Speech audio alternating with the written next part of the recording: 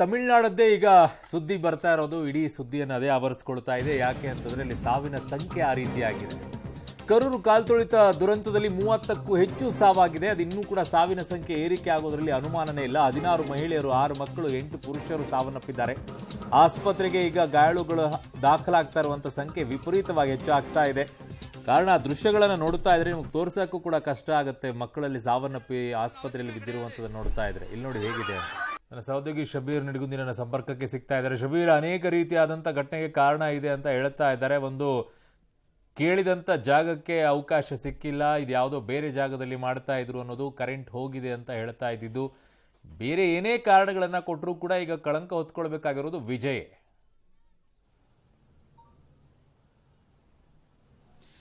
ಅರುಣ್ ನೋಡಿ, ವಿಜಯ್ ಕಾರ್ಯಕ್ರಮಗಳಲ್ಲಿ ಸಾವನ್ನಪ್ತಾ ಇರುವಂಥದ್ದು ಇದೇ ಮೊದಲಲ್ಲ. ಈ ಹಿಂದೆ ನಡೆದಂಥ ಕೆಲವು ಕಾರ್ಯಕ್ರಮಗಳಲ್ಲೂ ಕೂಡ 1-2 ಸಾವುಗಳಾಗಿರುವಂಥದ್ದು ಉದಾಹರಣೆಗಳು ಇದಾವೆ.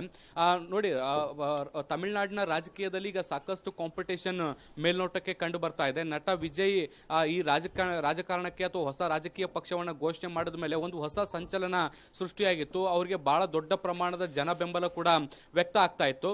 ಮತ್ತೆ ಇತ್ತೀಚೆಗೆ ನಟ ವಿಜಯ್ ಬಹಳ ಸ್ಪಷ್ಟವಾಗಿ ಅಲ್ಲಿ ಹೇಳಿದ್ರು, ನಾ DMK ಆಗಲಿ ಅಥವಾ AIDMK ಆಗಲಿ ಅಥವಾ BJP ಆಗಲಿ, ಈ 3 ಪಕ್ಷಗಳ ಜೊತೆಗೆ ನಾನು ಗುರುತಿಸ್ಕೊಳ್ಳಲ್ಲ ಮತ್ತೆ ಮೈತ್ರಿಯನ್ನು ಕೂಡ ಮಾಡ್ಕೊಳ್ಳಲ್ಲ. ನಾವು ಆ ಪ್ರತ್ಯೇಕವಾದಂಥ ಹೋರಾಟವನ್ನು ತಮಿಳುನಾಡಿಗಾಗಿ ಮಾಡ್ತೀವಿ ಅನ್ನುವಂಥದ್ದನ್ನು ಬಹಳ ಕ್ಲಿಯರ್ ಕಟ್ ಆಗಿ ಹೇಳಿದ್ರು.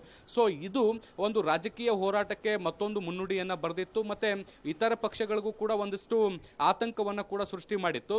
ಸಹಜವಾಗಿ ಈಗ ರಾಜಕೀಯ ಕಾಂಪಿಟೇಷನ್ ಇದ್ದಂಥ ಸಂದರ್ಭದಲ್ಲಿ ಎದುರಾಳಿ ಪಕ್ಷಕ್ಕೆ ಒಂದಿಷ್ಟು ಅವಕಾಶಗಳನ್ನು ಕೊಡ್ಲಿಕ್ಕೆ ಹಿಂದೇಟು ಹಾಕುವಂಥದ್ದನ್ನು ಕೂಡ ನಾವು ಗಮನಿಸಿದ್ದೀವಿ. ಸೊ DMK ಸರ್ಕಾರ ನಟ ವಿಜಯ್ ರಾಜಕೀಯ ರ್ಯಾಲಿಗಳಿಗೂ ಕೂಡ ಸರಿಯಾದ ಸ್ಥಳದ ಅವಕಾಶವನ್ನು ಕೂಡ ಮಾಡಿಕೊಡ್ತಾ ಇರಲಿಲ್ಲ. ಈ ಒಂದು ರ್ಯಾಲಿ ನಡೆದಂತ ಸ್ಥಳವನ್ನು ಕೂಡ ನೀವು ಗಮನಿಸಬಹುದು, ಸಾಕಷ್ಟು ಕಂಜೆಸ್ಟ್ ಆಗಿರುವಂತದ್ದು. ಒಂದು ರಸ್ತೆಯಲ್ಲಿ ಈ ಒಂದು ರ್ಯಾಲಿ ನಡೆದಿರುವಂತದ್ದನ್ನು ಕೂಡ ನಾವು ನೋಡಬಹುದು. ನೋಡಿ, ಇಷ್ಟು ದೊಡ್ಡ ಪ್ರಮಾಣದಲ್ಲಿ ಜನ ಸೇರ್ತಾರೆ ಅಂತ ಆದಂತ ಸಂದರ್ಭದಲ್ಲಿ ಒಂದು ದೊಡ್ಡ ಜಾಗವನ್ನ ಅದಕ್ಕಾಗಿ ನಿಗದಿ ಮಾಡಬೇಕಾಗತ್ತೆ, ಅಲ್ಲಿ ರ್ಯಾಲಿಯನ್ನ ನಡೆಸಬೇಕಾಗತ್ತೆ. ಆದ್ರೆ ಇಲ್ಲಿ ರ್ಯಾಲಿಯನ್ನ ಮಾಡಬೇಕಾದಂತ ಸಂದರ್ಭದಲ್ಲಿ ಸಾಕಷ್ಟು ಕಂಜೆಸ್ಟೆಡ್ ಜಾಗ ಮತ್ತೆ ರಸ್ತೆಯಲ್ಲಿ ಮಾಡಿರುವಂತದ್ದು ಗಮನಿಸಬಹುದು. ಈ ರೀತಿಯಾದಂತಹ ಅವಘಡಗಳಾದಂಥ ಸಂದರ್ಭದಲ್ಲಿ ಜನರು ಡಿಸ್ಪ್ಯಾಚ್ ಆಗಿ ಓಡ್ಲಿಕ್ಕೂ ಕೂಡ ಸಾಧ್ಯ ಆಗದಂತಹ ಸನ್ನಿವೇಶಗಳಿದಾವೆ. ಆ ಕಡೆ ಈ ಕಡೆಗಳೇ ಮನೆ ಅಂಗಡಿ ಮುಂಗಟ್ಟುಗಳಿರುವಂಥದ್ದು, ಜನರು ಯಾವ ಕಡೆಯೂ ಕೂಡ ಹೆಚ್ಚು ಓಡಾಡ್ಲಿಕ್ಕೆ ಸಾಧ್ಯ ಆಗದಂತ ಸನ್ನಿವೇಶಗಳು, ಮತ್ತೆ ಎಷ್ಟು ದೊಡ್ಡ ಪ್ರಮಾಣದ ಕ್ರೌಡ್ ಅನ್ನುವಂಥದ್ದನ್ನ ಕೂಡ ಗಮನಿಸಬಹುದು.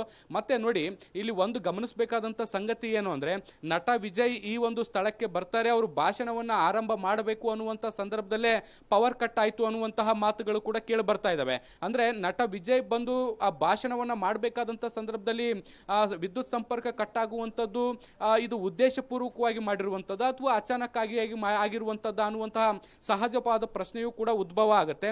ಈಗ ಇರುವಂತಹ ಮಾಹಿತಿಗಳ ಪ್ರಕಾರ ಎಲೆಕ್ಟ್ರಿಸಿಟಿ ಕಟ್ ಆಗಿದ್ದಂತ ಹಿನ್ನೆಲೆಯಲ್ಲೂ ಕೂಡ ಈ ಒಂದು ಗೊಂದಲ ಹೆಚ್ಚಾಗ್ಲಿಕ್ಕೆ ಕಾರಣ ಆಯ್ತು, ಕಾಲ್ತುಳಿತ ಹೆಚ್ಚಾಗ್ಲಿಕ್ಕೆ ಕಾರಣ ಆಯ್ತು ಅನ್ನುವಂತ ಮಾತುಗಳು ಕೂಡ ಕೇಳಿ ಬರ್ತಾ ಇರುವಂತದ್ದು. ಮತ್ತೆ ಸ್ಥಳೀಯ ಕೆಲವು ಜನರು ಕೂಡ ಇದೇ ರೀತಿಯಾದಂತಹ ಹೇಳಿಕೆಗಳನ್ನ ಕೂಡ ಕೊಡ್ತಾ ಇರುವಂತದ್ದು. ನಟ ವಿಜಯ್ ಬಂದು ಭಾಷಣವನ್ನ ಆರಂಭ ಮಾಡ್ತಾ ಇದ್ದಂತೆ ಏಕಾಏಕಿ ಪವರ್ ಕಟ್ ಹೇಗಾಯ್ತು ಅನ್ನುವಂತ ಪ್ರಶ್ನೆಗಳನ್ನ ಕೂಡ ಅಲ್ಲಿರುವಂತಹ ಜನರು ಕೂಡ ಎತ್ತಾ ಇರುವಂತದ್ದು. ಸೊ ಹೀಗಾಗಿ ಇದು ರಾಜಕೀಯ ದುರುದ್ದೇಶದಿಂದ ಆಗಿರುವಂತಹ ಘಟನೆಯ ಅನ್ನುವಂತ ಪ್ರಶ್ನೆಗಳು ಕೂಡ ಬರ್ತವೆ. ಆದಾಗ್ಯೂ ಕೂಡ ನಾವು ಎಲ್ಲಾ ಹೊರತುಪಡಿಸಿ ನಾವು ನೋಡೋದಾದ್ರೆ ಯಾವ ರ್ಯಾಲಿಯಲ್ಲಿ ಅನ್ನುವಂತ ಪ್ರಶ್ನೆ ಬಂದಂತ ಸಂದರ್ಭದಲ್ಲಿ ನಟ ವಿಜಯ್ ನಡೆಸಿದಂತ ರ್ಯಾಲಿಯಲ್ಲಿ ಸಾವು ನೋವುಗಳು ಸಂಭವಿಸಿದ್ವು ಅನ್ನುವಂತ ಆರೋಪ ಸಹಜವಾಗಿ ಬರುತ್ತೆ. ಮತ್ತೆ ಇದು ನಾಳೆಯಿಂದ ರಾಜಕೀಯ ಕೆಸರಾಟಕ್ಕೂ ಕೂಡ ಇದು ಕಾರಣ ಆಗುತ್ತೆ. ಅರುಣ್, ಜೀನಿ ಸ್ಲಿಮ್ ರೆಫರ್ ಮಾಡ್ಬೇಕಾದ್ರೆ ಕಾರಣ ಏನಂದ್ರೆ ವೇಟ್ ಲಾಸ್ ಸಲುವಾಗಿ ನನ್ ಬಾಳ ಜನ ಕೇಳಿದ್ರು. ಫಸ್ಟ್ ನಾನ್ ತಗೊಂಡು ನನಗೆ ರಿಸಲ್ಟ್ ಬಂದ್ಮೇಲೆ ಆಮೇಲೆ ನಾನು ಜೀನಿ ಸ್ಲಿಮ್ ಇನ್ನೊಬ್ಬರಿಗೆ ಪ್ರಿಪೇರ್ ಮಾಡಿದ್ದೆ. ಸುಸ್ತಾಗೋದು ಕಡಿಮೆ ಆಯ್ತು, ವೀಕ್ನೆಸ್ ಅದು ಏನೂ ಇಲ್ಲ, ಪೂರಾ ಹೆಲ್ದಿ ಅದೇನೆ. ವೇಟ್ ಜಾಸ್ತಿ ಇರೋರಲ್ಲಿ ಏನೇ ಡೌಟ್ ಇಲ್ಲದೆ 100% ಬಳಸಬಹುದು. ಪ್ರತಿದಿನ ನಮ್ಮ ಜೀನಿ ಸ್ಲಿಮ್ ನ ಯೂಸ್ ಮಾಡಿ ಯಾವುದೇ ಸೈಡ್ ಎಫೆಕ್ಟ್ ಇಲ್ದಂಗೆ ನೀವು ಸಣ್ಣ ಆಗ್ತೀರಾ.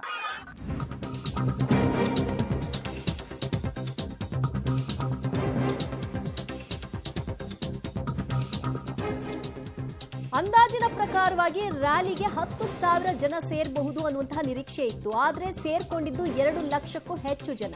ಉಸಿರುಗಟ್ಟೆ ಮೂರ್ಛೆ ಹೋದವರಿಗೆ ತುರ್ತು ಚಿಕಿತ್ಸೆಯನ್ನ ಈಗ ಆಸ್ಪತ್ರೆಗಳಲ್ಲಿ ಕೊಡಲಾಗ್ತಾ ಇದೆ. ಕರೂರು ಆಸ್ಪತ್ರೆಯಲ್ಲಿ 20ಕ್ಕೂ ಹೆಚ್ಚು ವೈದ್ಯರು ಚಿಕಿತ್ಸೆಯನ್ನ ಕೊಡ್ತಾ ಇದ್ದಾರೆ. ರ್ಯಾಲಿಗೆ 10,000 ಜನ ಬರ್ತಾರೆ ಅನ್ನುವಂತಹ ನಿರೀಕ್ಷೆಯನ್ನ ಇಟ್ಕೊಂಡಿದ್ರು. ಅದಕ್ಕೆ ತಕ್ಕನಾದಂತಹ ರಸ್ತೆಯಲ್ಲಿ ಒಂದು ರ್ಯಾಲಿಯನ್ನು ಕೂಡ ನಡೆಸಿದ್ರು. 20 ಲಕ್ಷ ಜನ ವಿಜಯ್ ನೋಡೋ ಸಲುವಾಗಿ ಬಂದಿದ್ದಾರೆ. ಹೇಳಿ ಕೇಳಿ ವೀಕೆಂಡು ಮತ್ತು ಈಗ ರಜಾ ದಿನ, ಈ ಸಂದರ್ಭದಲ್ಲಿ ಮಕ್ಕಳ ಮರಿ ಸಮೇತವಾಗಿ ಜನ ಬರ್ತಾರೆ. ಅದು ಸಂಜೆಯ ನಂತರದಲ್ಲಿ ಇರ್ತಕ್ಕಂತಹ ರ್ಯಾಲಿ ಅಂತ ಅಂದಾಗ ಸಹಜವಾಗಿ ಜನರ ಸಂಖ್ಯೆ ಹೆಚ್ಚಿರುತ್ತೆ ಅನ್ನುವಂತಹ ನಿರೀಕ್ಷೆಯನ್ನ ಮಾಡಬೇಕಾಗಿತ್ತು.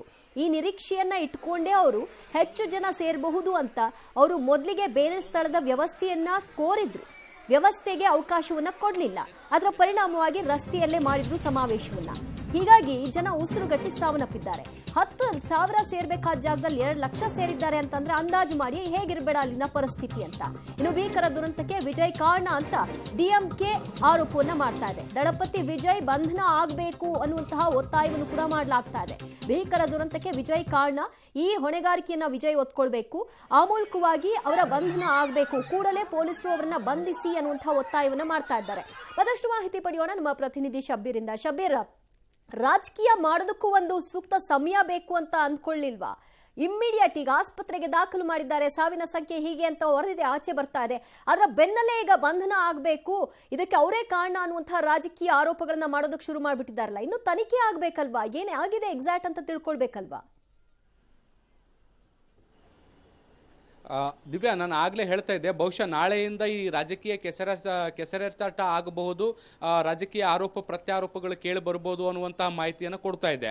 ಆದ್ರೆ ಡಿಎಂಕೆ ಎಷ್ಟು ಫಾಸ್ಟ್ ಆಗಿದೆ ಅಂದ್ರೆ ಈಗ ಆಲ್ರೆಡಿ ಇದನ್ನ ರಾಜಕೀಯಗೊಳಿಸಿ ಅದಕ್ಕೆ ಪೂರಕವಾದಂತ ಹೇಳಿಕೆಗಳನ್ನ ಕೊಡ್ಲಿಕ್ಕೆ ಶುರು ಮಾಡಿದ್ದಾರೆ. ನೋಡಿ, ಮುಖ್ಯವಾಗಿ ರಾಜಕೀಯ ಸಮಾವೇಶಗಳು ಆಗ್ಬೇಕಾದಂತ ಸಂದರ್ಭದಲ್ಲಿ ಯಾವುದೇ ಸರ್ಕಾರ ಇದ್ರೂ ಕೂಡ ಜನ ಎಷ್ಟು ಸೇರ್ತಾರೆ ಅನ್ನೋದರ ಅಂದಾಜಿನ ಮೇಲೆ ಒಂದು ಸ್ಥಳದ ಅವಕಾಶವನ್ನ ಮಾಡಿಕೊಡ್ಬೇಕಾಗತ್ತೆ. ಸಹಜವಾಗಿ ರಸ್ತೆಗಳಲ್ಲಿ ಈ ರೀತಿಯಾದಂತಹ ರ್ಯಾಲಿಗಳನ್ನ ಮಾಡಲ್ಲ, ಯಾವುದಾದ್ರೂ ದೊಡ್ಡದಾದ ಮೈದಾನವನ್ನ ಹುಡುಕಿ ಅಲ್ಲಿ ರ್ಯಾಲಿಗಳಿಗೆ ಅನುಮತಿಯನ್ನು ಕೊಡುವಂತ ಕೆಲಸಗಳು ಆಗತ್ತೆ. ಈಗ ಕೆಲವು ಮಾಹಿತಿಗಳು ಏನು ನಟ ವಿಜಯ್ ಪಕ್ಷದಿಂದ ಕೂಡ ಬರ್ತಾ ಇರುವಂತದ್ದು ಏನು ಅಂದ್ರೆ, ಇವರು ರ್ಯಾಲಿಯನ್ನ ಅಥವಾ ಸಮಾವೇಶವನ್ನ ಮಾಡ್ಲಿಕ್ಕೆ ಸ್ಥಳದ ಅವಕಾಶ ಪರ್ಮಿಷನ್ ಅನ್ನ ಕೇಳಿದ್ರು, ಆ ಪರ್ಮಿಷನ್ ಅನ್ನ ಕೊಟ್ಟಿರಲಿಲ್ಲ. ಹಾಗಾಗಿ ಅವರು ರಸ್ತೆಯಲ್ಲೇ ನಿಂತು ಈ ಒಂದು ಸಮಾವೇಶವನ್ನ ಅಥವಾ ರ್ಯಾಲಿಯನ್ನ ಮಾಡಬೇಕಾದಂತ ಅನಿವಾರ್ಯತೆ ಸೃಷ್ಟಿ ಆಯಿತು ಅನ್ನುವಂತ ಮಾತುಗಳು ಕೇಳಿ ಬರ್ತಾ ಇರುವಂತದ್ದು. ಒಂದು ಇಲ್ಲಿ ಮೇಲ್ನೋಟಕ್ಕೆ ನಾವು ನೋಡೋದಾದ್ರೆ ಇದು ಡೀಟೇಲ್ ತನಿಖೆ ಅಥವಾ ನಿರ್ದಿಷ್ಟವಾದಂತಹ ಮಾಹಿತಿ ಅಲ್ಲ. ಈ ಹೇಳಿಕೆಗಳನ್ನ ಆಧರಿಸಿ ನಾವು ನೋಡೋದಾದ್ರೆ, ಒಂದು ಡಿಎಂಕೆ ಸರ್ಕಾರ ಮೇಲ್ನೋಟಕ್ಕೆ ನಟ ವಿಜಯ್ ಏನು ಚುನಾವಣಾ ರ್ಯಾಲಿಗೆ ಅನುಮತಿಯನ್ನ ಕೊಟ್ಟಿಲ್ಲ ಅಥವಾ ಸ್ಥಳಾವಕಾಶಕ್ಕೆ ಅನುಮತಿಯನ್ನ ಕೊಟ್ಟಿಲ್ಲ. ಒಂದು. ಎರಡನೇದ್ದು, ಈ ಒಂದು ಸಮಾವೇಶ ನಡಿಬೇಕಾದಂತ ಸಂದರ್ಭದಲ್ಲೇ ಅಥವಾ ನಟ ವಿಜಯ್ ಮಾತನಾಡಬೇಕಾದಂತ ಸಂದರ್ಭದಲ್ಲೇ ನಿರ್ದಿಷ್ಟವಾಗಿ ಪವರ್ ಕಟ್ ಮಾಡುವಂತ ಸನ್ನಿವೇಶಗಳನ್ನ ನಾವು ಗಮನಿಸೋದಾದ್ರೆ, ಉದ್ದೇಶಪೂರ್ವಕವಾಗಿ ಈ ರ್ಯಾಲಿ ಯಶಸ್ವಿ ಆಗಬಾರದು ಅನ್ನುವಂತಹ ಒಂದಿಷ್ಟು ಉದ್ದೇಶಗಳು ಇದ್ದಂತೆ ಕಾಣಿಸ್ತಾ ಇದೆ ಡಿಎಂಕೆಗೆ. ಸೊ ಹಾಗಾಗಿ ಈ ಒಂದು ಘಟನೆ ನಡೆದಿರುವಂತಹ ಸಾಧ್ಯತೆಗಳು ಕೂಡ ಇದಾವೆ. ಮತ್ತೆ ನೋಡಿ, 10,000ದಿಂದ 15,000 ಜನರು ಈ ಒಂದು ರ್ಯಾಲಿಯಲ್ಲಿ ಭಾಗಿಯಾಗಬಹುದು ಅನ್ನುವಂತ ನಿರೀಕ್ಷೆಗಳಿತ್ತು. ಯಾಕೆಂದ್ರೆ ಕರೂರು ಅನ್ನುವಂಥದ್ದು ಒಂದು ಜಿಲ್ಲಾ ಕೇಂದ್ರ ಕೂಡ ಆಗಿರುವಂತದ್ದು. ಸೊ ಹೀಗಾಗಿ ಸಹಜವಾಗಿ ಒಂದು 15-20,000 ಜನ ಸೇರ್ಬೋದು ಅನ್ನುವಂತಹ ಒಂದು ಸಹಜವಾದಂತಹ ಪ್ರಿಡಿಕ್ಷನ್ ಇತ್ತು. ಆದ್ರೆ ನಟ ವಿಜಯ್ ಅವರನ್ನ ನೋಡ್ಲಿಕ್ಕೆ ಸುತ್ತಮುತ್ತಲಿನ ಪ್ರದೇಶಗಳಿಂದಲೂ ಕೂಡ ಜನ ಬಂದಿದ್ರು ಅನ್ನುವಂಥದ್ದು ಗೊತ್ತಾಗ್ತಾ ಇದೆ. ಮತ್ತೆ ಮೇಲ್ನೋಟಕ್ಕೆ 2 ಲಕ್ಷಕ್ಕಿಂತ ಅಧಿಕ ಜನರು ಇಲ್ಲಿ ಸೇರ್ಪಡೆ ಆಗಿದ್ರು, ಜಮಾ ಆಗಿದ್ರು ಅನ್ನುವಂಥದ್ದು ಕೂಡ ಗೊತ್ತಾಗ್ತಾ ಇರುವಂತದ್ದು.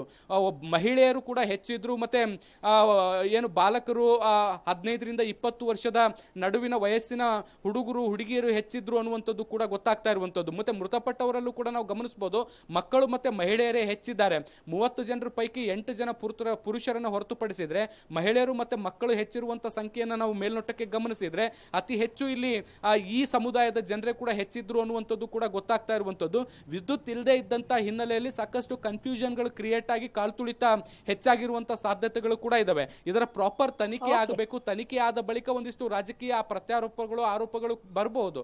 ಆದ್ರೆ ಈಗಲೇ ಡಿಎಂಕೆ ಇದನ್ನ ರಾಜಕೀಯಗೊಳಿಸ್ತಾ ಇರುವಂತದ್ರ ಹಿಂದಿನ ಉದ್ದೇಶವನ್ನು ಕೂಡ ಇಲ್ಲಿ ನಾವು ಸ್ಪಷ್ಟವಾಗಿ ಅರ್ಥ ಮಾಡ್ಕೊಳ್ಬೇಕಾಗತ್ತೆ ದಿವ್ಯಾ.